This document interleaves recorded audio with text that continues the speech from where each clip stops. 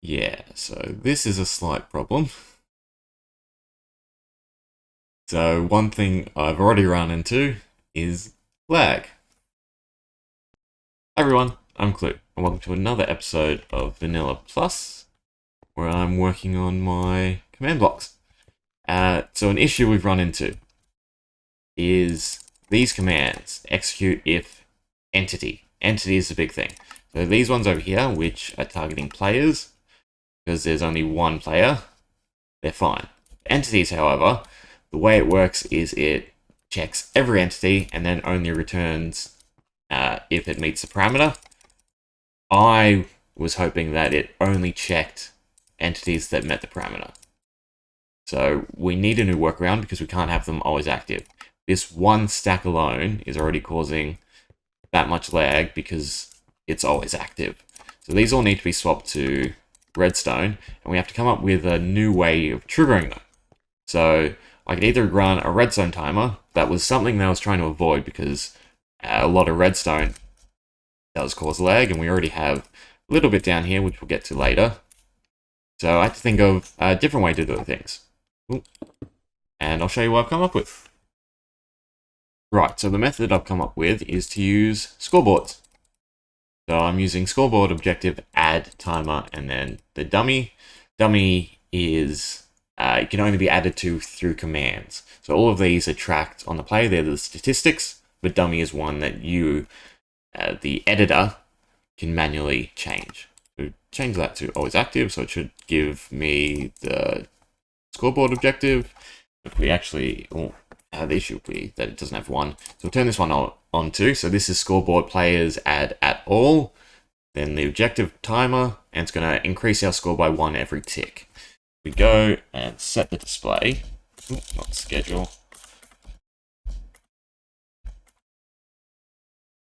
Yep, so you can see in the corner there, it has timer, me, and then it's continuously counting. So every 20 should be 1 second, because it's 20 ticks to a second, I think. So the next objective is this one, scoreboard player reset. And in this bracket is the most important thing. So when the score, in this case timer, is greater than 100, that's what the 2 dots are for, it's going to reset it. So if we turn this one on, it goes back to 1. And every time it reaches 100, so 5 seconds, it's going to reset again.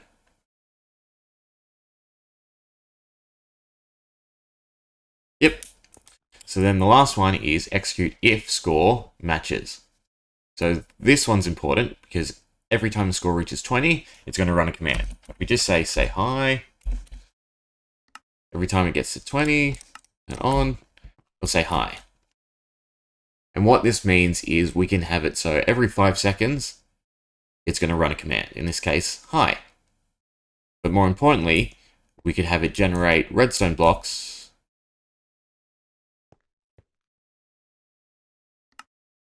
Interesting. I don't know why it's effect. Regardless, it's curious. Why is this name? Oh, I know what it's named. So we named the command block effect. Anyway, so not really important. What we can have this do now is using that command, we can have it fill in this whole row with redstone blocks and then replace them with air. So every 5 seconds, it will pulse essentially. So that will eliminate the need for a redstone clock. So it's something I'm also going to retroactively implement in some of the things I've already built. But I'll go ahead and put in the commands and we can see how it works. So we're using that same base command, but now we're using fill. So it's going to fill the blocks adjacent. So this is to the right, so negative on the Z coordinate. Up 27 blocks should be the whole row, and I'll replace it with redstone blocks. And this second one, we'll replace it with air. I've got it cancelled out because we'll just show off this one first. Return to always active. As soon as the timer reaches that 20, fills it in. And you might have noticed the timer is a lot slower now. So that just goes to show the impact that this stack of command blocks has. But if we turn this one on, always active, and we'll get rid of the equals. Just need 1 block. So once it gets to 20, although slowly, it should pulse and then delete them. So we know the bottom one's working, whether or not the air blocks are. Yep. And see, no impact on the timer either. It might jitter, yeah, so you see 21, it does, because the command block's 1 tick behind.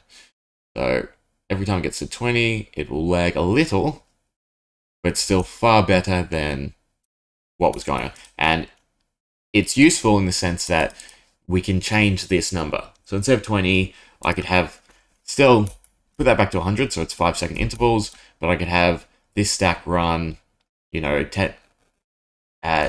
with 1 second in between, so that the lag is not so noticeable. Because if we turn all of these on at the same time, there'll be a consistent lag spike, whereas just a general lag spike of 1 tick is not the end of the world. I'm sure some people will notice it.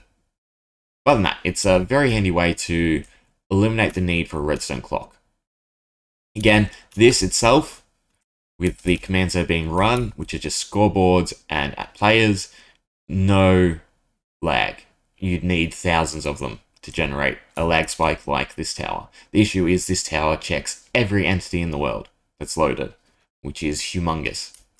You could set different parameters, limit the distance, all different things, unload this chunk, but for what we're doing, we need it loaded. So the best way around it is this score timer.